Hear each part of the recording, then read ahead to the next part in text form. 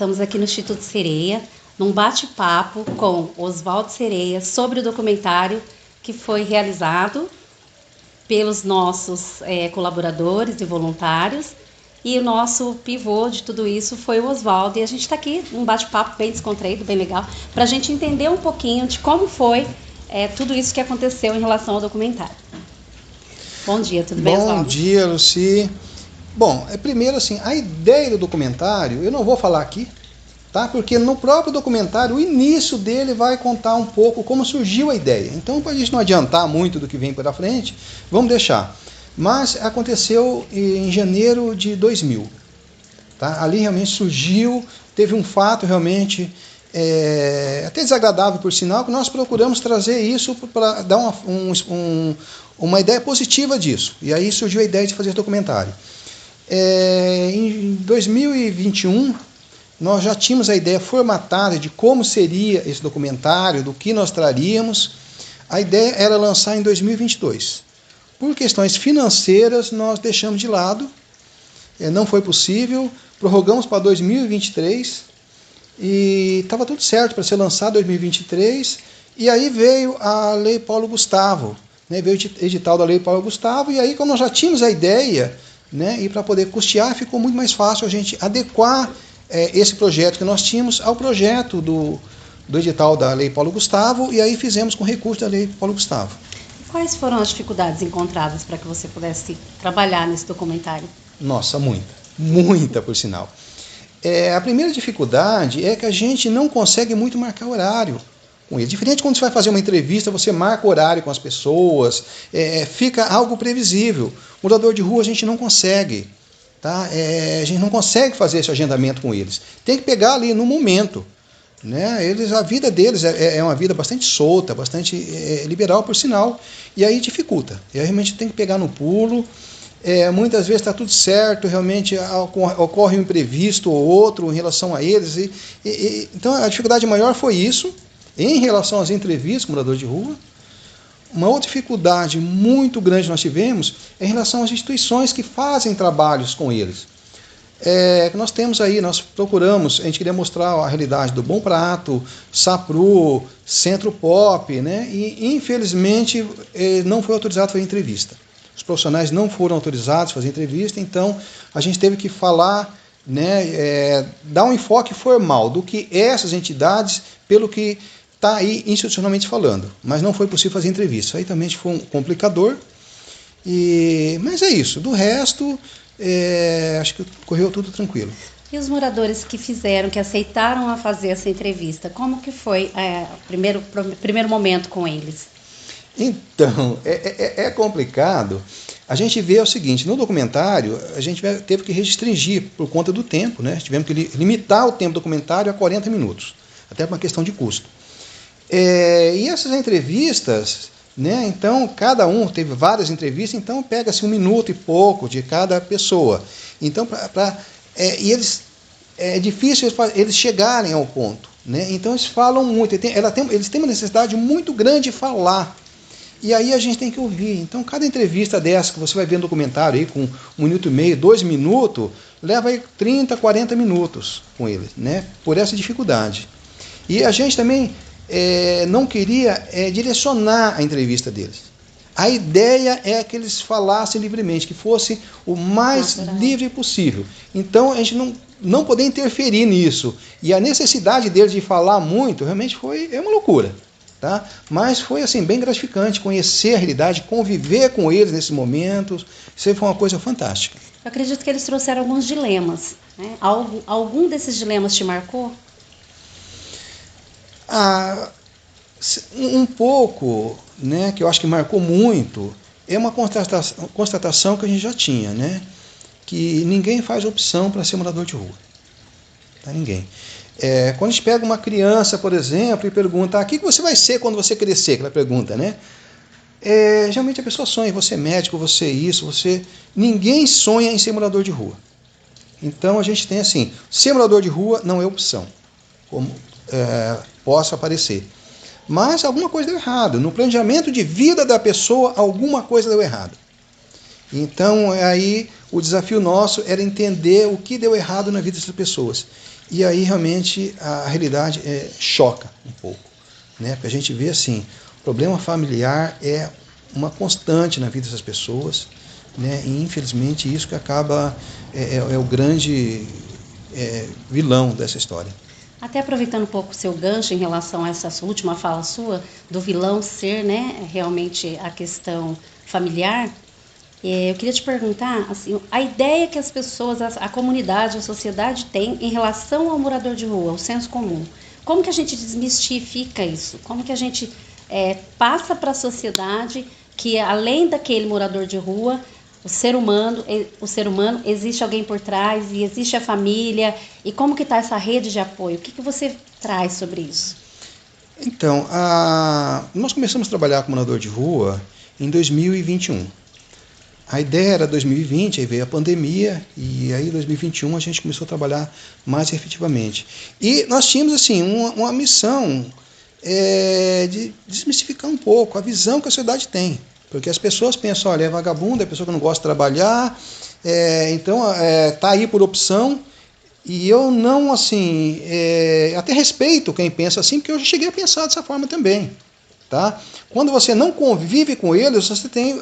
Quando falta informação, nós criamos em nossa cabeça a resposta que a gente precisa. Né? Se a gente não vai investigar, não vai fazer um trabalho mais sério de investigação, a gente acaba fantasiando.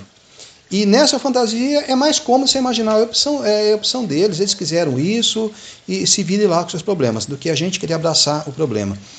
Então eu tive essa visão também já, né, em alguns momentos da minha vida, e ao começar a trabalhar com eles, a gente vê que a coisa não é bem assim. Tá? Então, nesse trabalho, deu para perceber muito isso. Tá? Não só do documentário, né, mas esse trabalho que a gente faz constantemente com os moradores de rua. A gente vê que a realidade é outra. Não é bem isso. A gente teve até um cuidado no documentário de pegar depoimentos de pessoas, né? De uma pessoa, que é o que ele coloca claramente, ela é opção, faz isso por opção, porque ele não quer realmente regras dentro de casa, tudo mais. Então tem isso, tem também. Mas a gente vê que a maioria não é isso. A maioria deles realmente são problemas que acabam conduzindo eles para essa realidade. Em relação ao poder público, o que nós temos aqui no município, né, trazendo aí a responsabilidade também da prefeitura, do município, da Câmara Municipal, em relação aos moradores de rua? O que eles têm feito? Então, em termos da Câmara Municipal, é uma crítica que eu faço, isso não é só a questão do documentário, só em relação ao morador de rua, é geral. Né? Eu acho que existe uma disfunção. Né? O que é a Câmara? Na verdade, são legisladores que deviam criar leis. E a gente vê que o que eles fazem não é isso. O que eles fazem é meio porta-voz do prefeito, é meio um censor para ir na comunidade saber quais os problemas e trazer. Na verdade, a função não é essa. Então, falta realmente leis mais arrojadas para encarar o problema. Isso pensando ali. Mas você tem as instituições, você tem aí o Fundo Social, tá? E eu me questiono, será que ele está realmente fazendo tudo o que era possível para sanar o problema? Tá? É uma resposta que a gente gostaria de ter. Infelizmente nós não tivemos, porque eles, embora a nossa insistência para isso, os profissionais foram proibidos de dar entrevista. Tá? Não foi autorizado que os profissionais dessem entrevista. Então fica essa lacuna. Então o que a gente tem é a constatação que a gente vê. Alguma coisa está errada. Tá? Se existem recursos para isso e não as pessoas continuam na rua, é sinal que tem alguma coisa errada. É uma questão bem interessante, por exemplo, o SAPRU, que é a função, pelo menos institucional, que a gente vê realmente ali no formal, né? É realmente tirar essa pessoa de rua. E a gente vê pessoas dormindo num colchão na rua em frente ao SAPRU. Alguma coisa está errada. Tá? A gente vê pessoas ali pedindo marmita ali em frente. Então a gente vê que realmente a coisa não está funcionando como deveria. A gente viu, por exemplo, com a vinda do Bom Prato. Falei, bom, agora o Bom Prato vai sanar o problema de alimentação do morador de rua. Né? Então, nós não vamos mais precisar estar fazendo marmita para essas pessoas, vão poder fazer outras coisas. E a gente vê que a necessidade continuou. A gente tiver a oportunidade de ir realmente em horário de funcionamento, você vê pessoas de terno e gravata ali. Tá? Isso literalmente falando. Nós vimos pessoas de terno e gravata comendo um bom prato. Nós vemos pessoas bem vestidas, pessoas do comércio que vão ali e acabam se alimentando. Né? Não sei se o propósito é esse. Agora, que realmente está sendo eficaz para resolver o problema da fome do morador de rua? Não, não está. Tá? A gente gostaria até de entender um pouco melhor. Infelizmente, não foi possível entender realmente o que está errado, justamente porque eles não puderam dar entrevista. Nós tivemos até no Bom Prato, fomos lá um dia, marcamos entrevista, fomos lá, tudo equipamento, na hora a pessoa falou, não, gravar entrevista a gente não pode. Sem autorização da primeira-dama, nós não podemos dar entrevista. Então, isso aí dificultou bastante as coisas, né? Então, alguma coisa está errada, realmente. Oswaldo, já caminhando um pouquinho para o fim, eu queria te fazer uma pergunta, quero te fazer uma pergunta mais pessoal.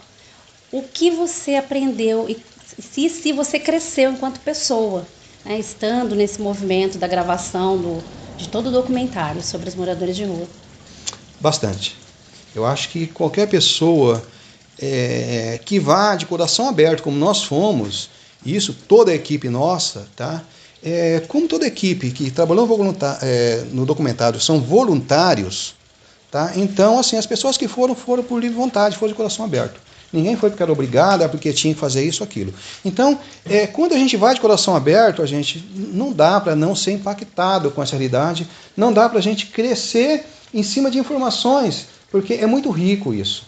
Tá? O que eles trazem a respeito dos problemas que fizeram com que eles chegassem na rua e também de toda a intenção que se tem de submeter um tratamento, de sair da situação é muito grande. Né?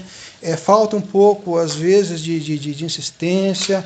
A gente percebe que as pessoas querem, mas o tratamento não é assim, não é eu entrei e estou curado, não é, a gente sabe disso. As pessoas estão sujeitas a vícios muito grandes ali dentro. Né? Eles são alvos fáceis, tá?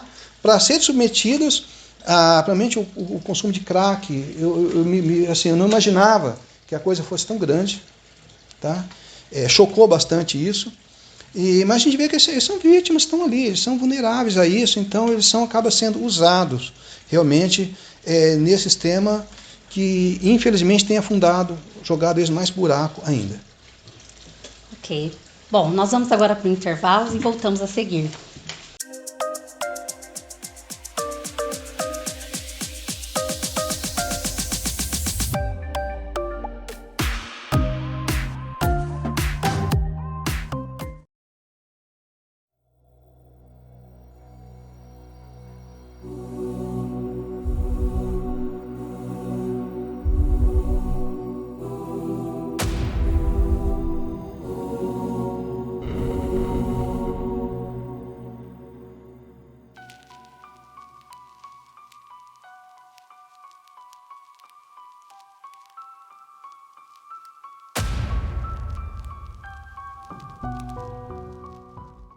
A praça é a minha casa e dos meus amigos, meus companheiros que por aqui convivem com a gente.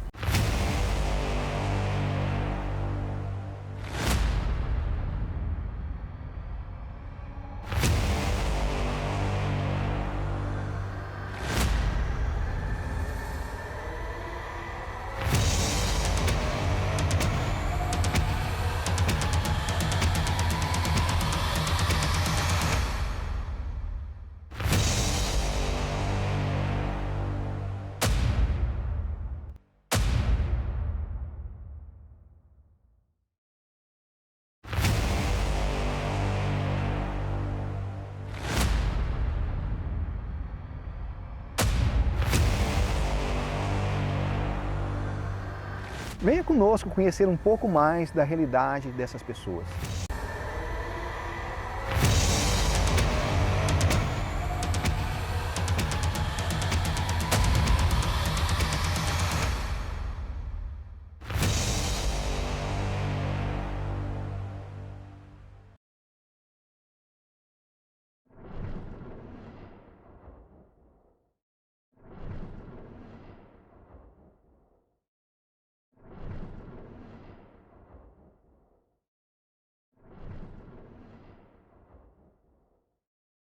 A solidariedade constrói um mundo melhor.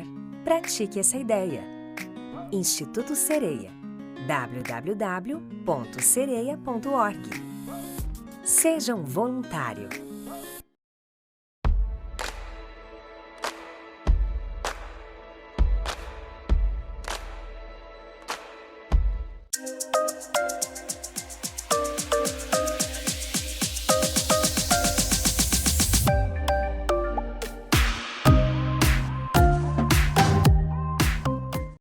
Estamos de volta aqui com o nosso bate-papo. Agora nós vamos conversar com o Pedro Macena, que também fez parte do documentário No Mundo da Rua. Tudo bem, Pedro? Tudo bem, e você? Bem, tranquilo. Pedro, eu gostaria de começar conversando com você sobre ser voluntário no Instituto Sereia. A gente sabe que você já está há muitos anos, há um bom tempo, né? Vamos dizer assim, eu não sei mais ou menos a data, mas há um bom tempo aqui já, sim, na distribuição das refeições para os moradores de rua. E eu queria que você falasse um pouquinho sobre essa experiência. E aí, posteriormente, também trazer a sua percepção em relação ao documentário No Mundo da Rua. Claro, sim. Acho que em relação a ter esse processo de entregar, né, as refeições, né, para os moradores de rua, é interessante que você começa a ver que existe um ser humano por trás dali, né? Existe um ser humano. Só que na entrega da marmita, você é muito ali. É uma fila, então você vai entregando as marmitas e vai passando as pessoas. Você olha para elas, você fala boa noite, mas não tem esse contato mais, esse gancho, né? Essa conexão mais profunda que foi feita no documentário. Então, no documentário, você pode descobrir quem é a pessoa, né? O que tem por trás dela, a história dela, né? O que levou ela estar naquela condição, né? E é interessante porque o que eu aprendi, né, com o documentário foi o seguinte: ele começa a te dar pistas, né, de descobrir o porquê a pessoa está naquela condição. Por exemplo, eu não penso que a pessoa tem uma diferença. Ela não é morador de rua, ela está morador de rua. Ela é um ser humano, por trás ele tem uma essência, né? Por trás aqui tem uma natureza humana. Então é interessante entender que a pessoa que está ali, ela está passando por um processo de descobrir de fato quem ela é. Então, esse processo de descobrir de fato quem ela a gente descobrir quem a gente é na nossa vida, passa por essas questões de, às vezes, de ter ruído, de ter problemas, de ter desequilíbrio, desarmonia. Então, nesse processo, ela acaba indo para a rua. Não necessariamente por opção, mas porque na vida dela, ela tem que passar nesse sentido por isso, por essa experiência, para entender de fato quem ela é. E depois se harmonizar novamente, né? Você teve um contato com um morador de rua em relação ao documentário? Você chegou a conversar com algum morador de rua? Sim. E como foi essa experiência? Conta pra nós. Como eu disse, né? Você conecta com a pessoa, ela começa a contar uma história, ela fala da família dela, ela fala do passado dela. Você começa a ver que é a mesma história que a sua. Você tem uma mãe, você tem um pai, né? Você tem amor por eles, tem problema, dificuldades com eles, né? E é interessante perceber isso, né? E a gente percebe também a importância da rede de apoio. O quanto é importante a família por trás de tudo isso. Sim, é muito importante a família, né? Porque quando a gente não vem no mundo sozinho, a gente vem no mundo com a família e é essencial porque a gente não cresce sozinho, a gente cresce com os demais. Nesse processo de crescimento, a gente entende que muitas vezes terá desarmonia, entende? E essa desarmonia justamente também é pro crescimento. Então tem proporções de desarmonia na família. Tem mais, tem menos. A gente tem problemas com nossos familiares, só que a gente mantém na casa, mantém um grau de harmonia. E essas pessoas não, elas acabam tendo um grau tão grande de desarmonia com os familiares que elas meio que querem fugir daquela. Ela não quer ter uma base ali, ela não quer ter um compromisso. Porque ela não consegue lidar com isso. Mas de certa forma eu entendo ali, conversando com o morador de rua, que é um processo, começa a entender o que está por trás ali, na vida dele, por que ele está passando por isso, porque eu tenho a concepção que nada é por acaso nessa vida, né? Então não é sorte, não é à toa, tudo é um propósito de crescimento, entende? Ele está passando por esse processo para crescer, entende? É muito nítido isso para mim, conversando ali com o morador de rua no documentário. Em relação ao morador de rua, né? O caso que você trouxe de autoconhecimento, quem é o Pedro antes e o Pedro depois do documentário? Eu tenho internamente, né, muito assim que, primeiro, né, para contextualizar e responder sua pergunta, o propósito da natureza humana é servir, certo? E no processo de servir, você passa a se conhecer, porque você vê o ser humano que está por trás dali, da pessoa, e aí você começa a se descobrir mais, entende? Então, antes do documentário, você tem uma visão ali, é tudo um processo de crescimento. Mas depois do documentário, você fala, ó, começa a te dar pistas, assim, ó, esse é o processo, é isso, a natureza humana é assim, esse processo que a pessoa está passando e o processo que você está passando também como voluntário é para o seu crescimento. Então, servir para mim é crescer. Você achou que zerou um pouco o seu pré-julgamento em relação aos moradores de rua? Eu acho que desde quando eu me dispus a ser voluntário, entregar refeição para morador de rua, eu já comecei a quebrar um pouco esse pré-julgamento, né? Porque a gente tem um julgamento, as pessoas não enxergam o morador de rua, elas passam na rua, elas enxergam como se não fosse um ser humano, né? E é um processo de cada vez mais se ampliar a sua percepção para enxergar, ali tem um ser humano por trás. Entende? Aí chega um momento que você fala assim, tá, ali é um ser humano e as características em torno dela é só um processo para ela crescer. Mas no fim é um ser humano, a mesma essência que a gente tem. Na verdade, as pessoas entendem que ir lá entregar uma refeição, ela está fazendo algo pelo morador. Na verdade, ela só está dizendo para o morador que ele existe. Não é? Sim. E aí ele é visto, né? Eu estou enxergando você. Mas o que dá para fazer além disso? Além de só ir lá entregar uma refeição? Eu acho que porque assim, às vezes você tem que falar a linguagem da pessoa, entende? E às vezes eu percebi que existe às vezes uma virada de chave, às vezes em uma palavra, em um bom dia, ela se conecta com algo que faz ela ter uma virada de chave, né, na consciência dela de quem ela é. Então você olhar no fundo do olho dela, falar, eu sei quem é você. Ela se impacta, ela mesma fala assim, eu sou alguém, ela tem que se identificar como uma pessoa também. Porque essas pessoas, você percebe que não têm autoestima, elas não têm higiene, elas não ligam se alguém está olhando para ela, assim, no sentido mais amplo a gente no dia a dia, a gente se arruma, a gente quer estar bem organizado, porque as pessoas, é a sociedade, entende? Ela não, ele está ali descalço e não tem mais essa autoestima, porque talvez ele já perdeu esse senso interno. Só que quando você olha para a pessoa sem julgar, no fundo do olho dela, entregando uma marmita, você já ajuda ela a se encontrar nesse sentido. Ela começa a restaurar esse processo. Eu acho que isso ficaria até como um conselho para quem também quer fazer parte do voluntariado com a gente, né? Sim, interessante. Entender isso, né? Que tudo que você fizer para a pessoa, dentro das suas possibilidades, é um gancho que ela pode ter para ter uma virada de chave ali e cada vez mais sem romantizar, né? Sem achar que a pessoa vai vir, vai servir ali uma refeição e vai mudar a história, né? Não é assim. Eu né? creio que não existe saltos, entende? Não existe saltos assim no sentido de você ser uma coisa e do nada você muda totalmente. Não, você não consegue mudar, particularmente os seus defeitos do dia para a noite. É um processo. Da mesma forma, eles também têm um processo. E a gente pode colaborar com eles nesse processo e descobrir quem eles são, né? Que eu enxergo que esse é o propósito da natureza humana, é servir e descobrir quem você é. E o que você diria para as famílias desses moradores de rua, né? Para ficar aqui documentado também, né? Se alguém vier assistir, para que entenda também qual é a participação, porque eu bato muito nessa tecla da rede de apoio. Então, gostaria que você deixasse também, né, como experiência do que você vivenciou, alguma fala para que as famílias possam entender também essa situação. Acho que eu percebo assim, a família muitas vezes sente um misto de culpa. E por quê? O que eu fiz para a pessoa que fez ela estar nessa condição? De entendimento, de sofrimento. Mas eu acho que essa questão de sofrer, de sentir culpa, o que eu trago para as famílias é assim, amplie um pouco a percepção, no sentido de falar assim, a pessoa está ali porque é um processo de autocrescimento. Você fez sua parte. O que você pode fazer é continuar fazendo sua parte. E você falou, você não vai mudar a pessoa. Você vai lá, você resgata a pessoa da rua e leva para casa.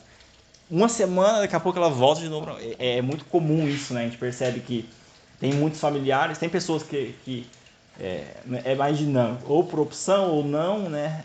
Não necessariamente por opção, mas você resgata a pessoa, ela volta. Resgata, ela volta. Então, é ela, entende? Acho que é soltar um pouco esse peso que a gente guarda de culpa e a família fazer a sua parte. De que é falar, eu tô aqui, eu sei quem você é.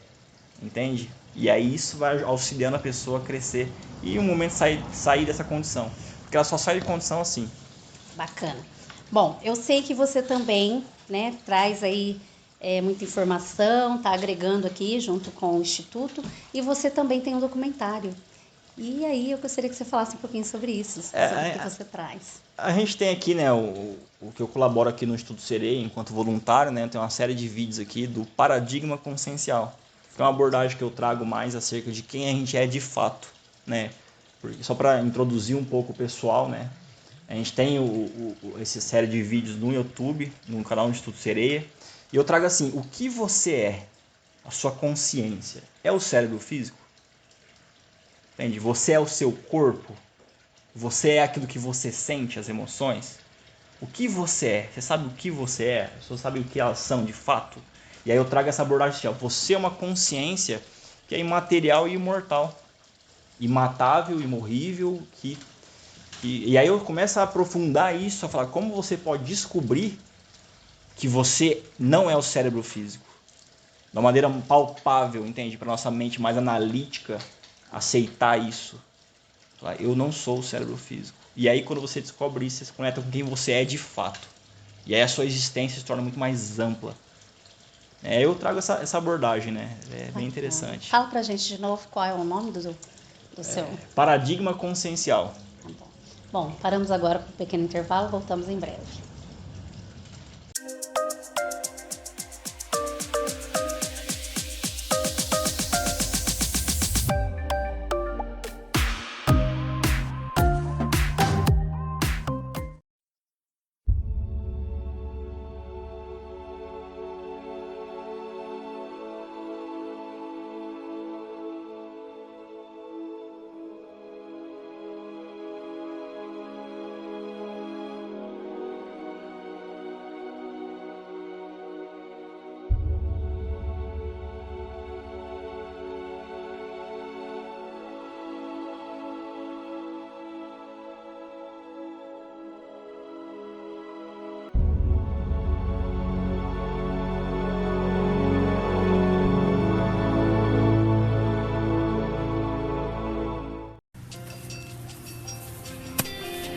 Um gesto pela regulação do clima na Terra.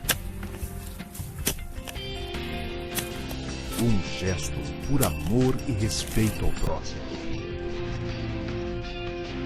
Um gesto que pode mudar o mundo.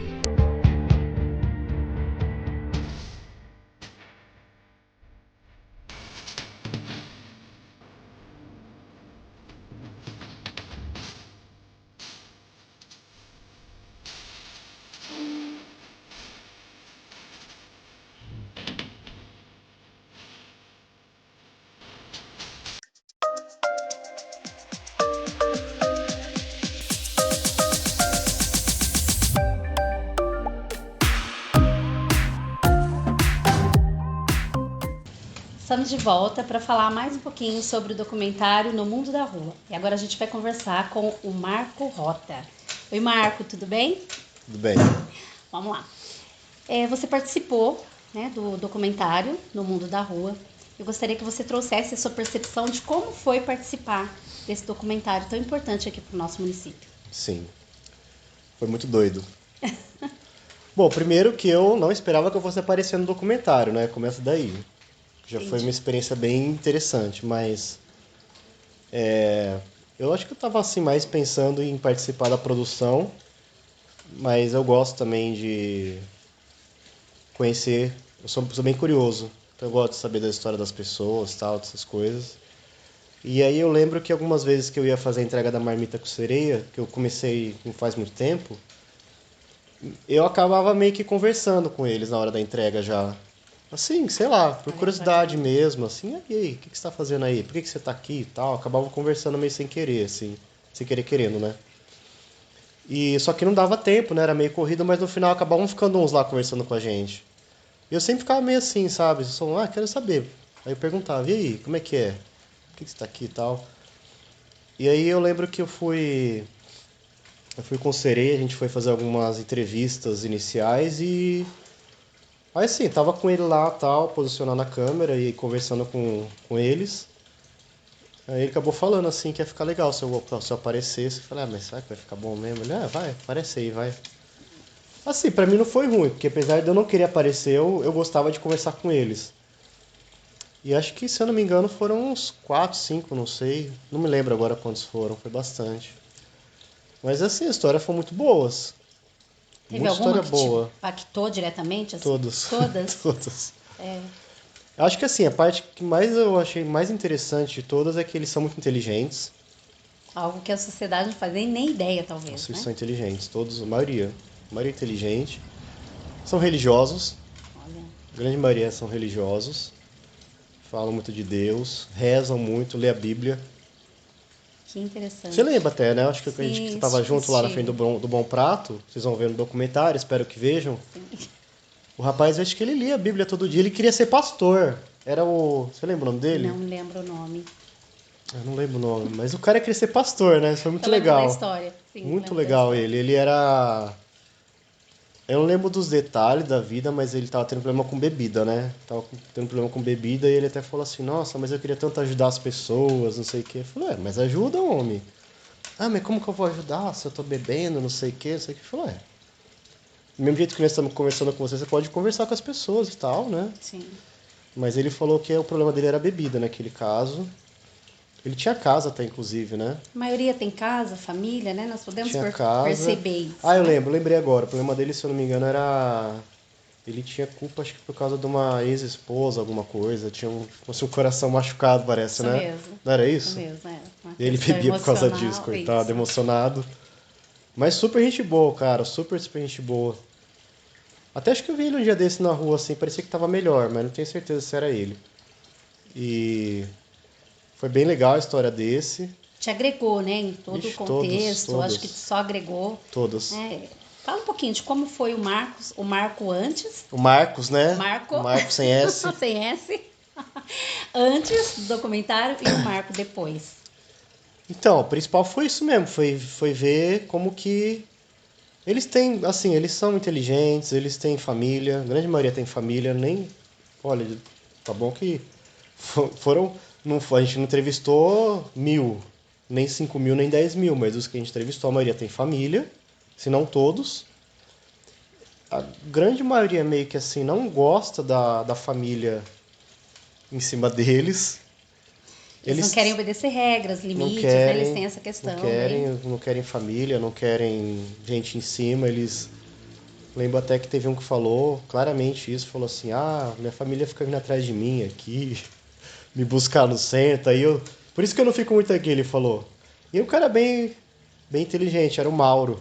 Mauro acho que é famoso lá, a gente pode falar o nome, né? O Mauro. Sim. Ele é famosão no centro, bem gente boa, cara. E ele falava, nossa, a gente fica mudando aqui, cada semana a gente tá num lugar, porque a nossa família vem atrás da gente buscar a gente não quer não quer que a família venha buscar a gente não. Então assim, eu vi que tem pessoas também que estão até bem, assim, não estão...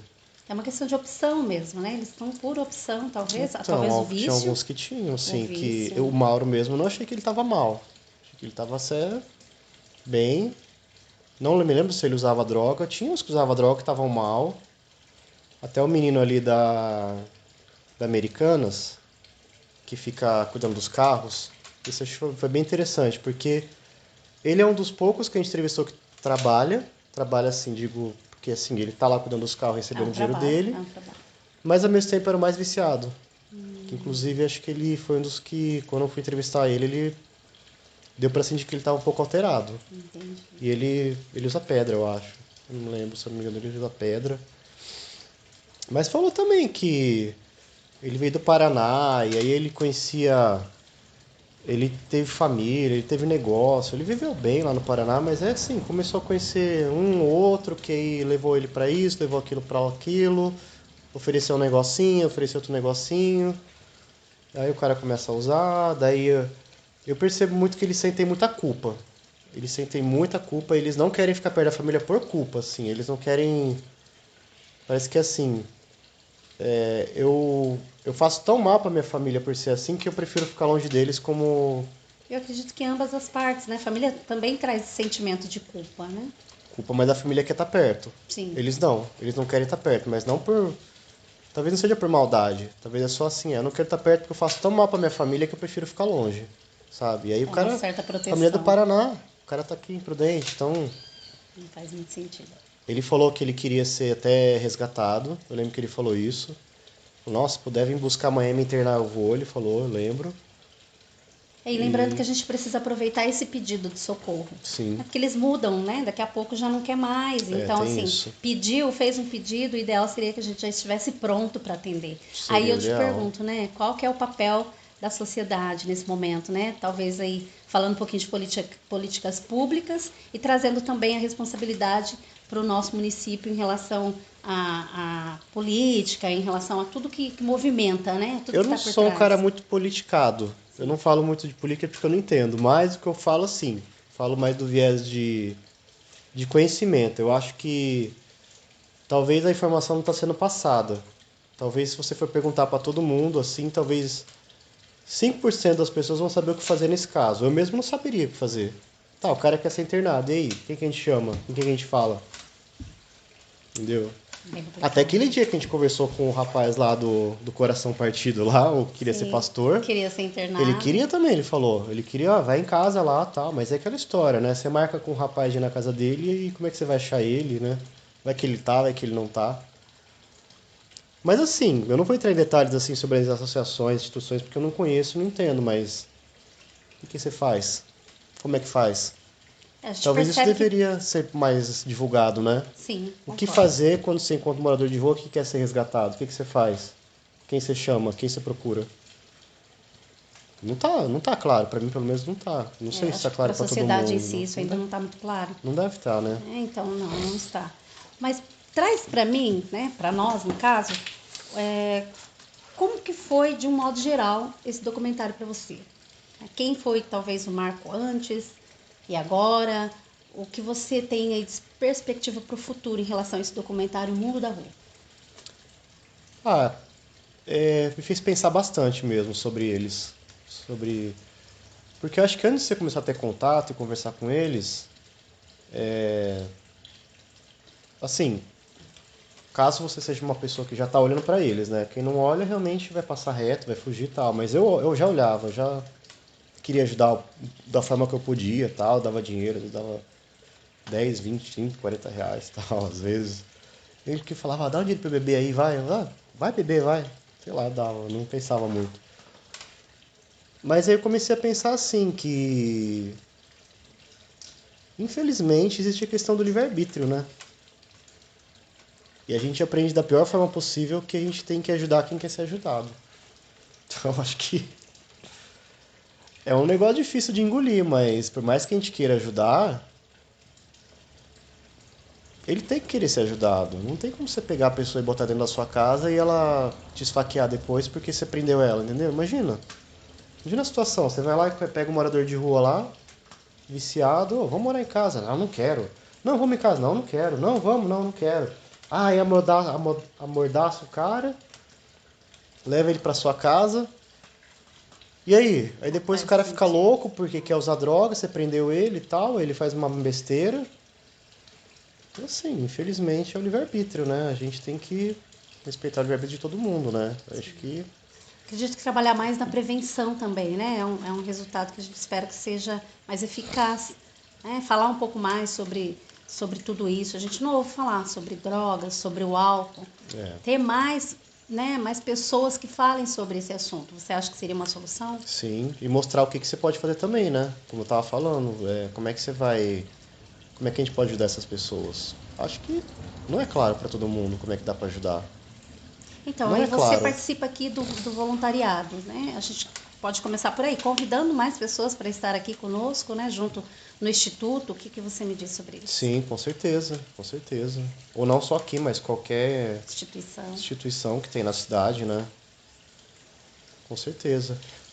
Talvez devia divulgar mais os albergues também, né? Porque os albergues são os locais que a gente consegue levar eles, talvez, indicar para eles. Eu me lembro que quando eu tava do documentário, nessa época, eu acabei até conversando com uma pessoa da rua, que acho que já tava nessa vibe, né, de fazer isso, mas sem ser filmado. Aí eu tava na Americanas e um rapaz veio conversar comigo, aí eu lembro que eu Mas eu quero dinheiro pra comer e tal. Eu falei, não tem dinheiro, mas eu vou comprar um negócio lá pra comer, daí eu compro pra você. Daí eu comprei um negócio pra eu comer, comprei pra ele e a gente ficou comendo e conversando lá fora.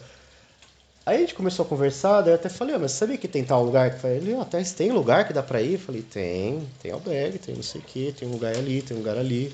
Às vezes nem eles sabem. Marco, agradeço a sua participação, tá? E a gente volta no próximo bloco para falar um pouquinho mais também sobre, continuando o assunto sobre o morador de rua e o documentário No Mundo da Rua.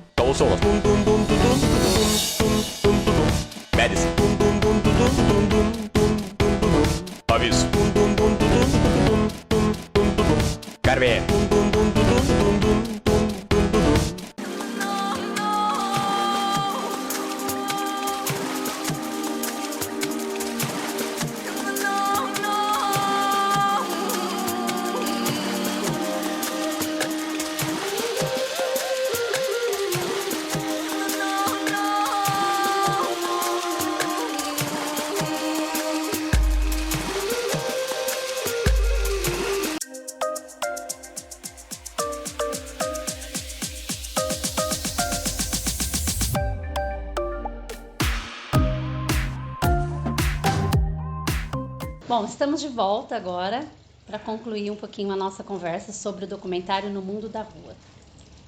Oswaldo, gostaria que você deixasse então uma conclusão final de como foi tudo isso, né? Que você espera, qual a sua perspectiva para o nosso lançamento do documentário No Mundo da Rua.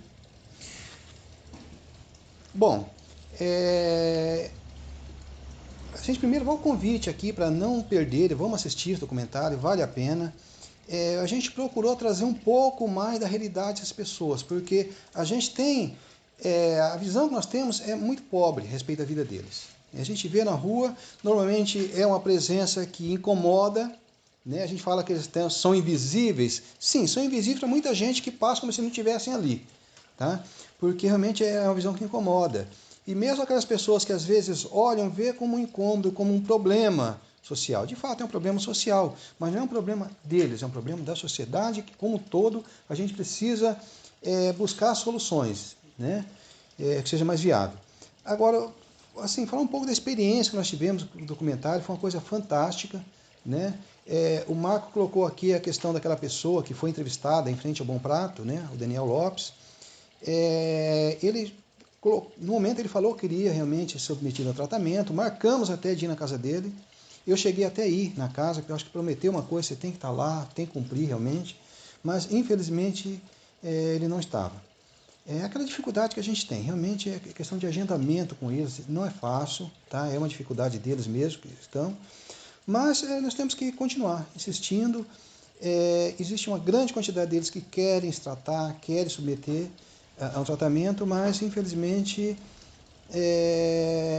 nós tivemos a experiência já, em alguns casos, de tentar conduzir uma pessoa dessa ao tratamento. Teve uma pessoa que nós encontramos em frente ao ginásio de esporte. Nós ficamos 2 dias batendo o dia inteiro, eu e mais uma outra pessoa, para tentar internar essa pessoa, não conseguimos. Tá? Então, assim, não é fácil. Vai tratar, mas não é isso, não é só querer. Então, tem toda uma questão burocrática que está por trás disso. E a gente tenta, assim, na medida do possível, mas a gente percebe que a gente é muito pouco, realmente, o que a gente pode fazer ainda por eles. Uma coisa interessante desse documentário, até relembrando aqui o que o Marco colocou, né?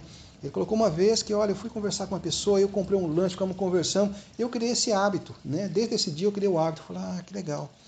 Meu carro, hoje eu carrego sempre uma caixa com salgadinhos, com bolacha, com refrigerante, sempre no carro. Porque tendo a oportunidade, a gente vai estar ali conversando, sentando, distribuindo, porque as pessoas acham que esse pessoal só querem dinheiro para droga, não é isso. Tá? Tem um depoimento, né, no documentário que a pessoa deixa muito claro isso. A gente não quer dinheiro, a gente quer, traz alguma coisa aí para comer, a gente quer sobreviver. Então, a gente precisa ter essa mudança de postura. Isso aí, eu acho que todo mundo que trabalhou no documentário acabou sendo impactado de alguma forma, né? E algumas mudanças de postura realmente acabam acontecendo, né? Então é importante isso, a gente poder ter um novo olhar sobre eles. Essa é a proposta do documentário. E vai aí a expectativa, né, do lançamento. E uma coisa, pretendemos falar uma outra oportunidade, existe algum símbolo, uma simbologia que nós deixamos por trás do documentário. A gente gostaria até de falar com ele a partir do lançamento, que é uma coisa bem interessante, tá? Para a gente não assistir simplesmente, foi jogado na tela. Não, existe todo um trabalho que foi feito por trás. Em todas as entrevistas, nós deixamos as pessoas muito à vontade. Né? Como eu já falei aqui, procuramos não direcionar as entrevistas, deixar muita vontade. Eu achei fantástico, né? O Marco até colocou, não queria aparecer, mas foi fantástico, ele sentado no chão junto com as pessoas, ali conversando. Isso foi fantástico, isso foi preservado realmente, essa imagem na íntegra, né? Dele ali junto com a pessoa, sentado no chão, do lado, conversando. Eu acho que isso é importante, a gente está junto. Né? A gente não quer mostrar essas pessoas como se a gente estivesse passando de carro. Sabe quando você passa de um carro, perto de uma situação que você não gosta, você olha através do vidro do carro, enxergando uma realidade ali atrás e acha que conhece a realidade? Nós procuramos fazer diferente, procuramos realmente estar junto ali, enfiando o pé na lama junto e convivendo com eles, criando realmente essa vivência. Né? Então isso aí eu acho que faz toda a diferença. E vai o convite aí, gente, vamos lá, agora em setembro, vai estar, a data ainda está indefinida, mas no mês de setembro vai estar sendo feito o lançamento e vai o convite para todo mundo poder assistir. Bom, confesso que eu também estou bastante ansiosa para esse momento, de poder estar vendo o documentário em si, né, na íntegra e desfrutar também, porque para nós é um diferencial muito grande aqui no município, vai trazer uma divisão de águas, assim, um divisor de águas, trazendo histórias, né? Muitas histórias me impactou, mas eu me lembro também de uma, que também é a mesma do Daniel, e ele trouxe, assim, uma emoção muito grande quando a gente estava ali na frente do Bom Prato conversando com ele. E o contexto em si, né, de estar na frente de um local que serve refeições, mas que ao mesmo tempo não contempla todos. Isso também me impactou. Então a gente precisa também, eu enquanto assistente social, isso veio como uma preocupação, a gente pensar em políticas públicas, a gente pensar em melhorar isso também, porque é papel também do poder público, assistir os moradores na íntegra, né? Assistir eles 100% nas suas necessidades, e isso a gente percebe que não acontece. E aí eu fico emocionada até porque eu me lembro de alguns outros momentos que nós estivemos com eles, e eles são amor em pessoa, assim, eles estão sempre abertos a diálogo, e o que falta, na verdade, é uma escuta, talvez uma escuta qualificada. Muitos só querem ser ouvidos, muitos só querem que você pare, sente, como o Marco fez, de ir lá, de sentar, de ouvir. Então a gente precisa também ter esse momento, essa disponibilidade. Trabalhar com voluntário, trabalhar com morador de rua ou qualquer população em situação de vulnerabilidade, é você ter julgamento zero, e você está ali, 100% disposto a ouvir. Então esse é o nosso papel enquanto sociedade, é se doar, como o Pedro trouxe também, todos que passaram aqui, que eu tive o prazer de estar entrevistando, eu ainda sou nova nesse ramo, mas a gente está sempre buscando melhorar. E foi isso que eles trouxeram, o servir. Então eu espero que a gente continue sempre disposto a servir, mas de verdade, de coração e inteiro. Então fica aí o meu convite também, como o Oswaldo colocou, assistam, mas assistam com propósito, de entender o que está por trás de todo o mistério desse documentário Moradores no Mundo da Rua. Então eles não são moradores, eles estão moradores, como o Pedro também colocou. Então, obrigada por vocês estarem aqui conosco até aqui. Nos vemos aí nos próximos podcasts, nos próximos momentos de gravação que nós teremos ainda aqui no nosso Instituto.